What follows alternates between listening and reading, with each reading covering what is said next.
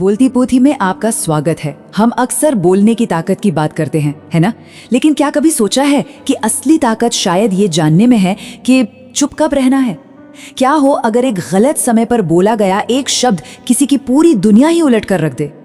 आज हम पंचतंत्र की एक ऐसी ही कहानी के जरिए इसी गहरे सवाल को समझेंगे। एक बातूनी कछुए की कहानी जिसकी सीख सदियों बाद भी उतनी ही ताजा है। तो आगे बढ़ने से पहले चलिए इस सवाल को जरा जहन में रखते हैं। ऐसी कौन सी परिस्थितियां होती हैं जहां चुप रहना कुछ कहने से कहीं ज्यादा असरदार और समझदारी भरा हो सकता है? ये सवाल ही असल में इस पूरी कहानी का सार है और इसका जवाब हमें कहानी के अंत तक मिल जाएगा। और इस सवाल का जवाब हमें मिलेगा एक बेहद खास ग्रंथ में। देखिए, ये कोई आम कहानियों की किताब नहीं है, बल्कि जिंदगी को समझने और जीने के लिए एक प्रैक्टिकल हैंडबुक जैसी है। तो ये पंचतंत्र आखिर है क्या? जरा कल्पना कीजिए, कोई 2200 साल पहले लिखी गई एक मास्टर क्लास जो इंसानी स्वभाव और दुनियादारी की समझ सिखाती है। इसे विष्णु शर्मा ने राजकुमारों को नीति सिखाने के लिए रचा था, मतलब जीवन में सफल होने की कला, सिर्फ किताबी ज्ञान नहीं। और पंचतंत्र की सबसे बड़ी खूबी है इसके किरदार। यहाँ जानवर इंसानों की तरह बात करते हैं, सोचते हैं और हाँ, वैसी ही गलतियां भी करते हैं जैसी हम सब करते हैं। 5 हिस्सों में बटी इन कहानियों ने सदियों से हमें सिखाया है कि सही और गलत के बीच का रास्ता चुनना कितना मुश्किल हो सकता है।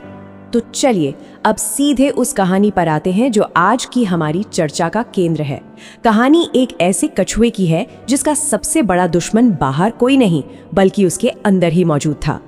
मिलिए कम्बुग्रीव से, एक कछुआ जिसकी सोच तो तेज थी पर जुबान उससे भी कहीं ज्यादा तेज चलती थी। उसे बातें करना बहुत पसंद था और उसके 2 जिगरी दोस्त थे, संकट और विकट नाम के 2 हंस, जो उसकी इस आदत को बखूबी जानते थे। उनकी जिंदगी बड़े आराम से कट रही थी, पर फिर एक बहुत बड़ी मुसीबत आ गई। ऐसा सूखा पड़ा कि उनकी झील, जो उनका घर थी, वो धीरे धीरे दम तोड़ने लगी। अब जब जीने का ही संकट आ खड़ा हुआ तो तीनों दोस्तों ने मिलकर एक रास्ता निकालने की ठानी। अब देखिए, हंस तो आसानी से उड़कर कहीं भी जा सकते थे, पर कछुआ क्या करता? यहीं पर उनकी दोस्ती और समझदारी काम आई। उन्होंने एक ऐसा प्लान बनाया जो जितना शानदार था उतना ही जोखिम भरा भी। ये प्लान दोस्ती और विश्वास की एक मिसाल था। सच में दोनों हंस एक लकड़ी के दोनों सिरों को अपनी चोंच में पकड़ेंगे, कछुआ बीच में से उसे अपने मुंह से थामेगा और इस तरह वो उसे हवा में उड़ाकर एक नई झील तक ले जाएंगे।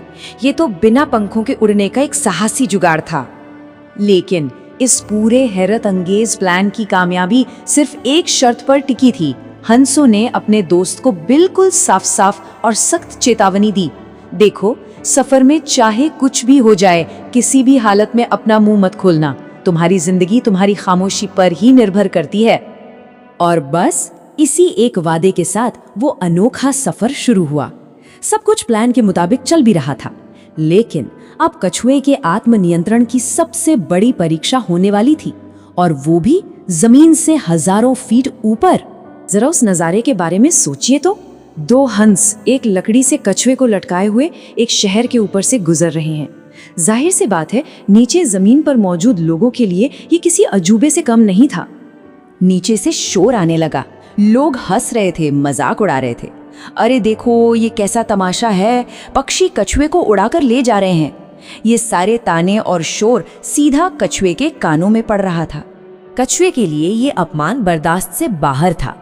उसका अहंकार जाग उठा, गुस्से में उसका दिमाग जैसे सुन्न हो गया और दोस्तों की दी हुई वो जिंदगी बचाने वाली चेतावनी धुंधली पड़ गई। और बस गुस्से और अभिमान के उस एक पल में उसने उन लोगों को जवाब देने के लिए अपना मुंह खोल ही दिया और वादा टूट गया। लकड़ी मुंह से छूटी और वो दोस्ती, वो शानदार प्लान और वो जिंदगी, सब कुछ एक पल में खत्म हो गया। कहानी का ये दुखद अंत सिर्फ एक घटना नहीं है, बल्कि एक बहुत ही गहरी सीख है। तो इस कहानी से हमें असल में क्या सबक मिलते हैं? चलिए अब इसके ज्ञान को परत दर परत खोलते हैं। पहला सबक, जो दोस्त आपका भला चाहते हैं उनकी सलाह को कभी नजरअंदाज नहीं करना चाहिए। दूसरा, गुस्सा और अहंकार आपकी सोचने समझने की शक्ति छीन लेते हैं।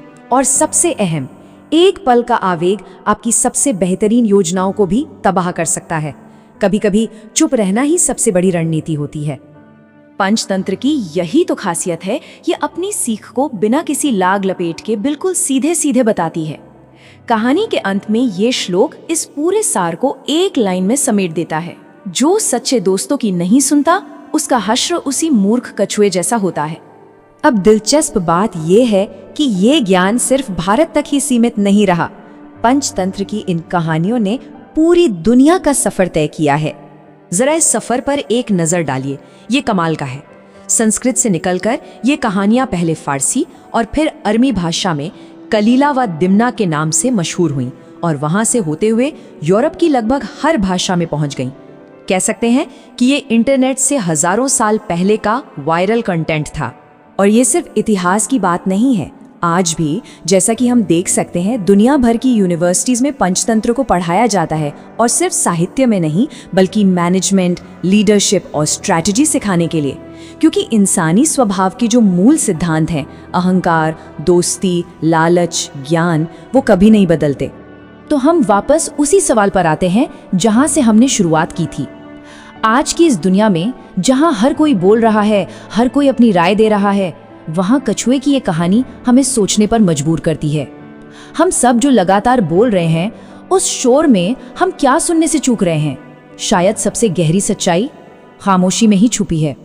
बोलती पोथी देखने के लिए धन्यवाद। कृपया और अधिक जानकारीपूर्ण वीडियो के लिए बोलती पोथी को लाइक, शेयर और सब्सक्राइब करें।